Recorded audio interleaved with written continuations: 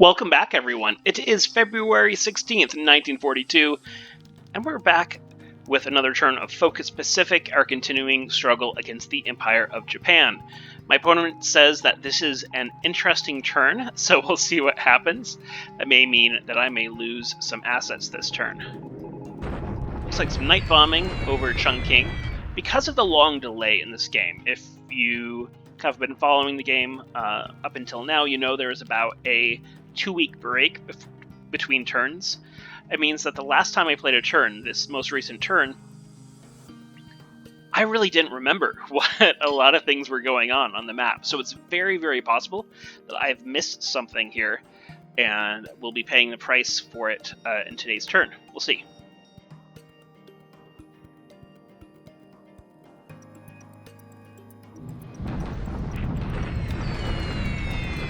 Some more night bombing here. My cap really not doing much.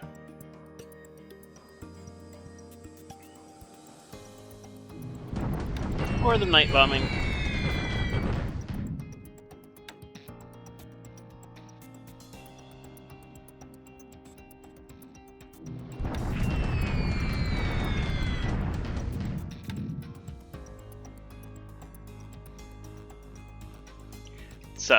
Night bombing is always a little bit tedious, I think. It just takes a while. And there's usually not a lot of damage done by it. Sometimes there is, but most of the time it's just like, oh, another night combat.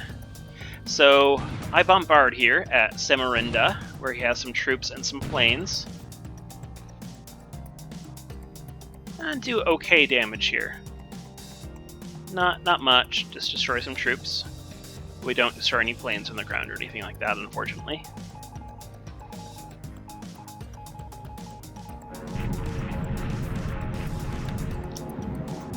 He's sweeping, I'm sweeping, bombs me at Bataan.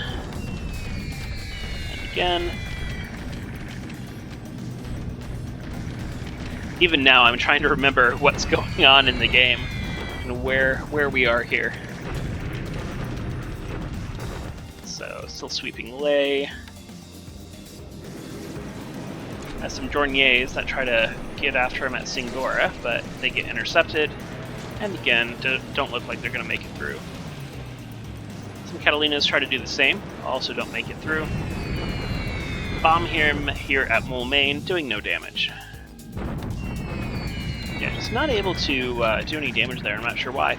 Liberators, unfortunately, come in unescorted over Rabaul. They do a decent amount of damage, though. 12,000 feet, and they still destroy some planes on the ground, so that's great. Lots of eddies going after my runway here at Bataan. Bataan will probably fall shortly.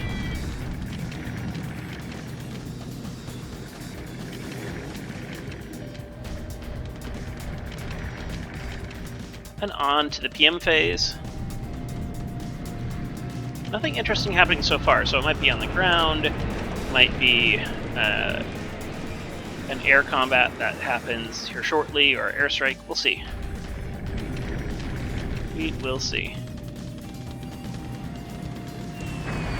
Alright, so some Dorniers finally get through, putting a bomb into an XAK. And they try again. This time they're not going to have as much luck. B-17s go after Lei.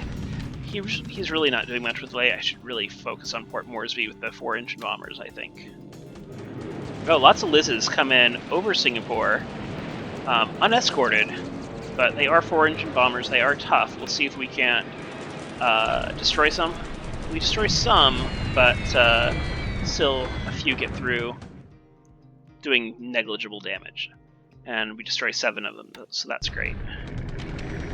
Always good to destroy Liz's. Liz's are very capable, very nasty. So that was it for the air phases. Deliberate attack at Singapore.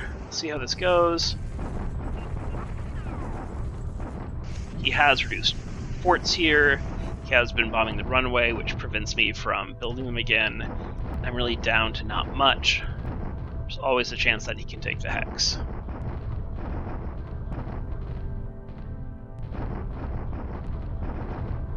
ground combat, especially when large ground combat, it's just, it takes forever. Unlike the ship combat or the air combat, there's no visual representation really of what's going on, and so it's just not as much fun to watch. For ground combat, I'd just as well have them just give me a summary rather than watching whatever this is. When you see the attacking and bombarding, but it's not really giving you a lot of real information here.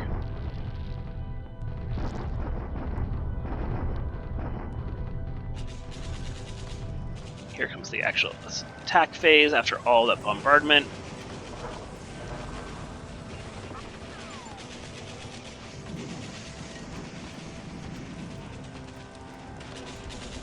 You see some of his forces get beat up pretty badly. I really don't have much left here at all.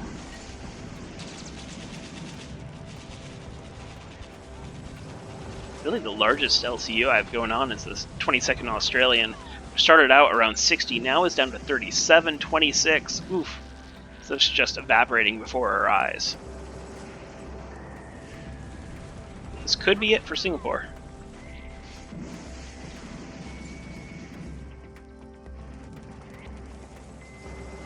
We're still on the attacking phase. So much AV here. Oh, I'm losing units.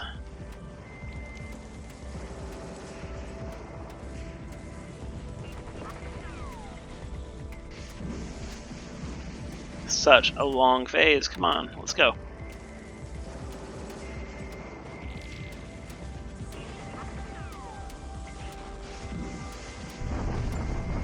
Alright, we're finally ending up back to the ending bombardment phase of the ground combat.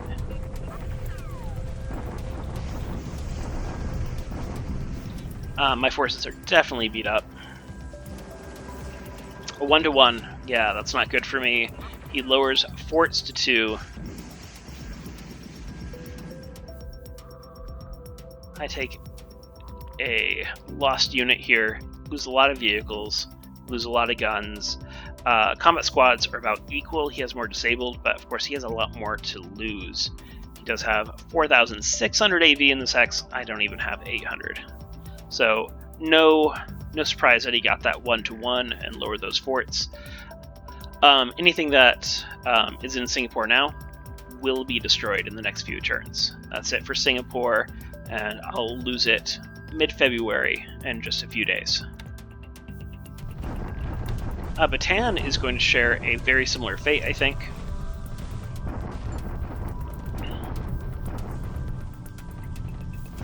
Bataan might actually be in a worse shape than Singapore. Again, we're going to have a very long ground combat here, guys, and I apologize about that.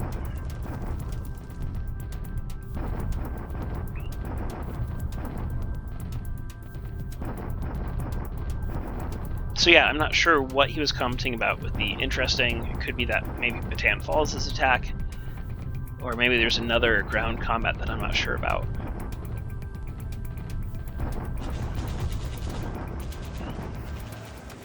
Comes the actual attack phase. His troops are evaporating a little bit. So are mine, of course.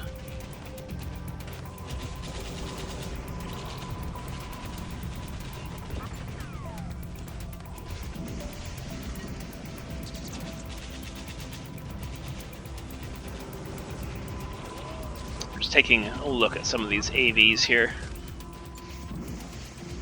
as they fall. That tank regiment got handled.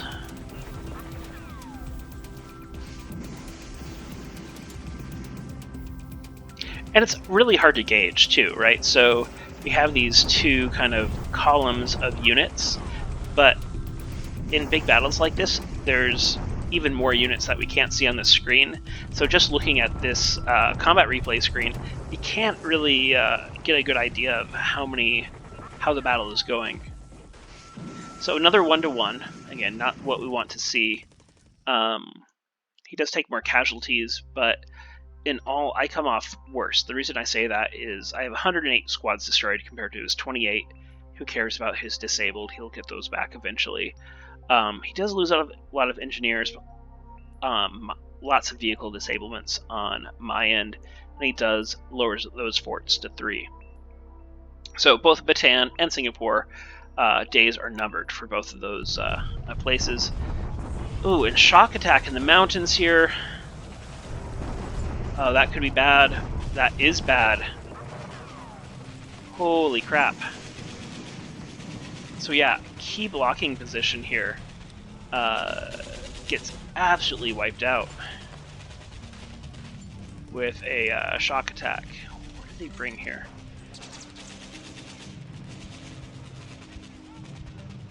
Yeah, that's really unfortunate to see. So they're pushed back, but now with that, he has cut off northern China from southern China. He has controls pretty much all those connections now. So everything that northern China produces is no longer making it to Chongqing and these other bases. Definitely not good for us. I really hoped that in this ×3 terrain that these troops would hold out just a little bit better, but they certainly did not.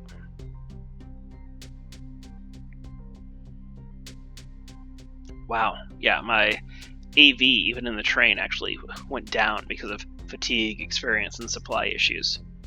Yikes. For those of you that are following both the game that I'm playing versus Pirate Joe and the game I'm playing versus Mevennos, you may notice that China is going a little bit differently in the two games. A big reason for that is that the version of Focus Pacific we're playing in the Pirate Joe game has a much beefier Chinese army than the version I'm playing. So really, it works out negatively for me in both games. In this game that I'm playing as Allies, my Chinese army is not as big. In the game I'm playing as Japan, the Chinese army is in much, much better shape, with much better morale and much less disablements than the version that I have to play with here. So that was probably the interesting thing that Mevennos was talking about when he talked about the turn, was that Hex being lost.